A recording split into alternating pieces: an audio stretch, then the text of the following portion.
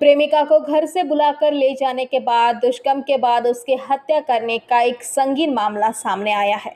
पश्चिम बंगाल के बारुईपुर थाना क्षेत्र में इस घटना के प्रकाश में आने के बाद इलाके में भारी तनाव देखा जा रहा है।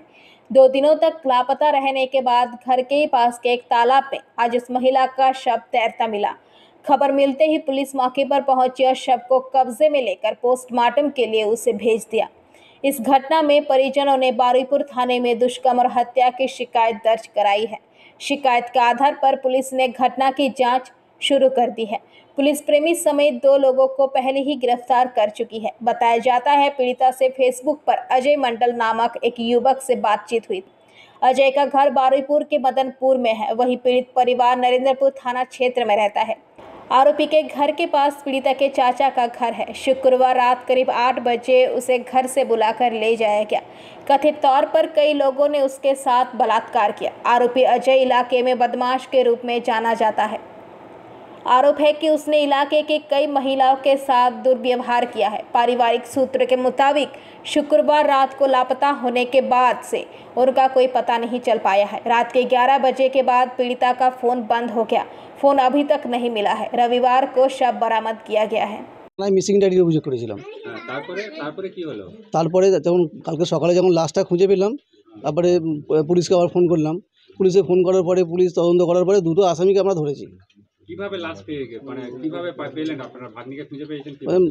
পাড়ার কিছু লোক বাগান থেকে আসার সময় তারা দেখতে পেয়েছে যে পুকুরে লাশটা ভেসে উঠেছে। কি অভিযোগটা কি করেছেন? অভিযোগটা এখন আমরা মার্ডার কেসের অভিযোগ করেছি। কিভাবে হয়েছে? আপনার ভাগ্নিকে কি জোর করে নিয়ে আমার ভাগ্নিটাকে জোর করে ফোন করে ডেকে নিয়ে গিয়ে এটা 4-5 জন মিলে ধর্ষণ করেছে। ধর্ষণ করে তারপরে কি করে? তারপর তাকে গলা টিপে মেরে দিয়েছে।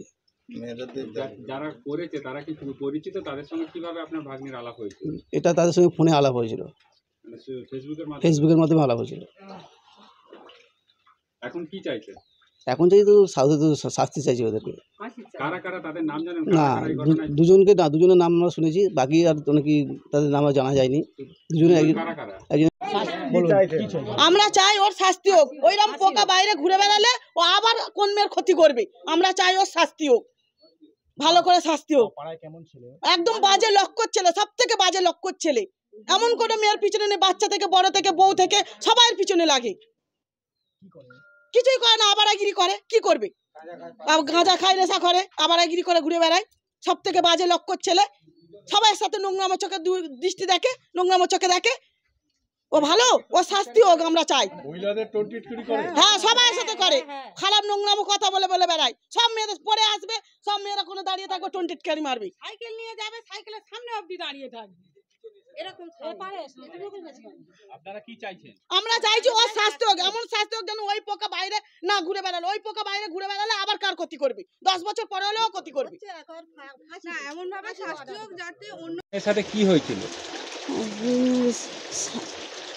তো বলতেই পারছি না, শরীর খারাপ লাগছে। ওর সব টেনে নিয়ে গিয়ে বাগানের মধ্যে রেপ করা হয়েছে, গলা টিপে ওর জলে ভাসিয়ে দেওয়া হয়েছে। এটা কে করেছে? কারা করেছে? কতজন করেছে তাদের তো আমি নাম জানি না। 5 জনের নাম করেছে, কিন্তু নাম জানি না। তো প্রথম তো যে যার ভালোবাসতো সে নিয়ে গেছিল। এবার ওদের সঙ্গে তো অতজন লোক আছে না। তার নাম কি যে ভালোবাসতো? অজয়। কি করে পরিচয় হয়েছিল তার সাথে? তারপরে এখানে তো আমরা থাকি না, আমরা থাকি সোনারপুরে। অজয় মণ্ডলের সঙ্গে পরিচয় কি করে হলো আপনার মেয়ের? ওই এখন ফেসবুকটা চলে, ওতে থেকে এখানে তো ও থাকে না, সোনারপুরে থাকে সব। মেয়েও থাকে, ওই শুধু মামার বাড়ি ওই ওর দিদিমা নিয়ে এসছে। নিয়ে আসার পরে ও তখন ছিল এই অবস্থা। এবার আমরা তো খবর পেয়ে ওদের চলে এসেছি।